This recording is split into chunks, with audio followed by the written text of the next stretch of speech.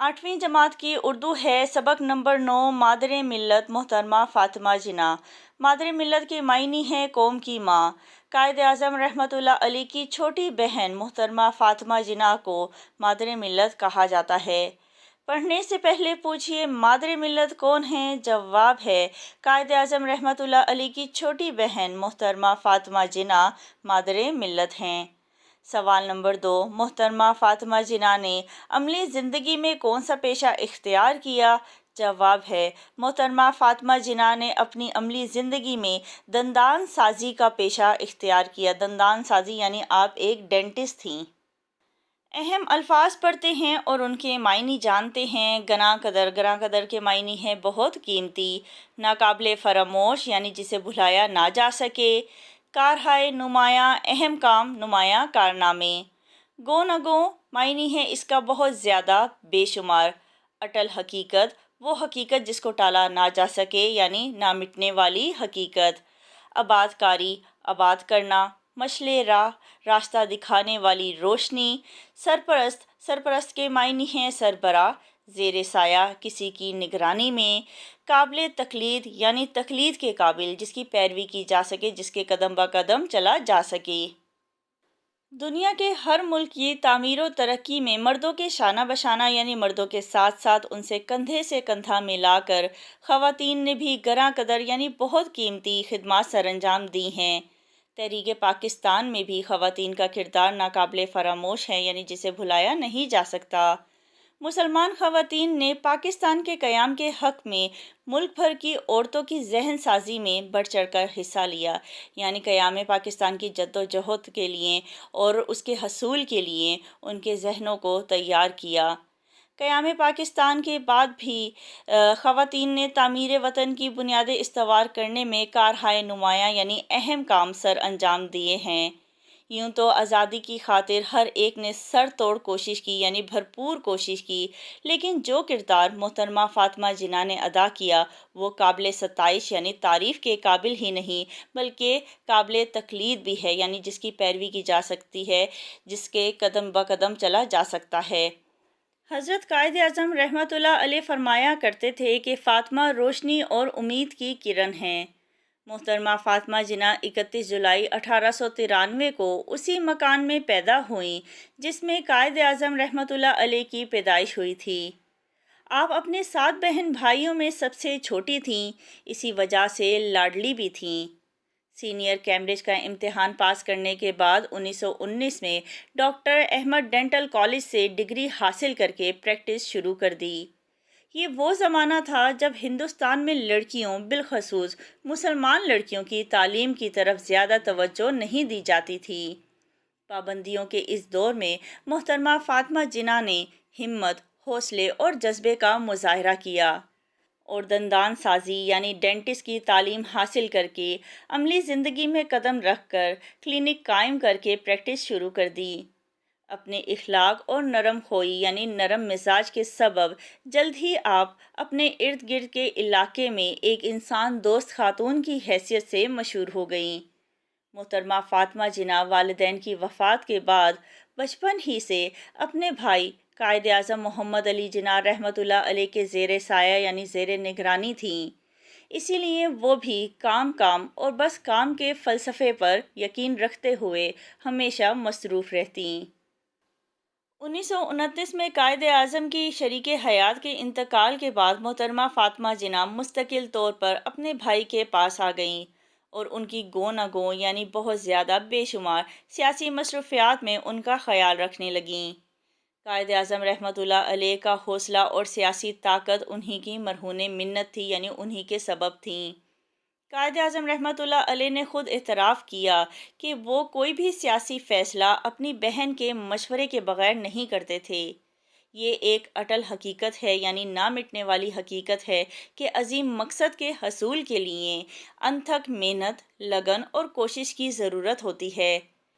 कायद आज़म रहमतुल्लाह अलैह की मसरूफ़ तरीन ज़िंदगी में मोहतरमा फ़ातिमा जिन्ना एक घने सायादार दरख्त की मानद थीं जो हर वक्त अपने प्यारे भाई की राहत और आराम का बाइस बनी रहीं। मोहतरमा फ़ातिमा जिन्ना अपनी सारी ज़िंदगी में जज्बा खिदमत से सरशार रहीं। مشکل سے مشکل وقت میں بھی اپنے بھائی قائد اعظم کے شانہ بشانہ کھڑی رہیں اور ان کے عزم و ہمت میں اضافے کا باعث بنتی رہیں۔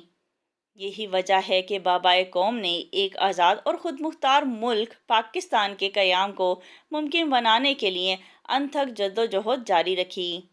محترمہ فاطمہ جناح آل انڈیا مسلم لیگ کی صوبائی ورکنگ کمیٹی کی رکن رہیں۔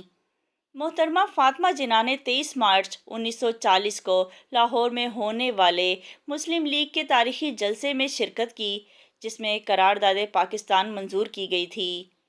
1941 میں دہلی میں آل انڈیا مسلم اسٹوڈنٹ فیڈریشن کی بنیاد بھی آپ ہی نے رکھی۔ قیام پاکستان کے فوری بعد مہاجرین کی آباد کاری کے لیے بھی دن رات ایک کر دیا۔ محترمہ فاطمہ جناح کے پیش نظر ہمیشہ پاکستان اور قائد اعظم رحمۃ اللہ علیہ ہی رہے۔ آپ نے اپنے بھائی اور پاکستان کی خدمت ہی اپنا مقصد حیات یعنی زندگی کا مقصد بنائے رکھا اور شادی تک نہ کی۔ روایت ہے کہ قائد اعظم رحمۃ اللہ علیہ انہیں پیار سے فاطمی کے نام سے مخاطب کرتے تھے۔ قیام پاکستان کے بعد محترمہ فاطمہ جناح کو ملک کی معزز، مقبول اور معتبر ترین خاتون سمجھا جاتا تھا۔ معتبر یعنی بلند مرتبہ، قابل اعتبار۔ قیام پاکستان کے بعد اپنے بھائی کی خوب دیکھ بھال کی، اس کے ساتھ ساتھ خواتین کے حقوق، خواتین کی بیداری یعنی خواب غفلت سے جگانا اور ملکی امور میں ان کی شمولیت کے حوالے سے شاندار خدمات سر انجام دیں۔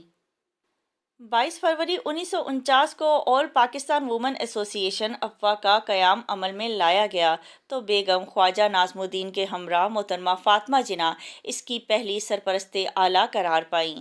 افوا کا مرکزی دفتر کراچی میں قائم کر کے ملک بھر میں اس کی شاخیں پھیلانے کا کام شروع کیا گیا۔ یہ ایک ایسی تنظیم تھی جس میں کسی کا کوئی ذاتی مفاد نہ تھا اور نہ ہی یہ ایک منافع بخش ادارہ تھا کہ جس کے ذریعے کوئی مالی فائدہ اٹھایا جا سکتا۔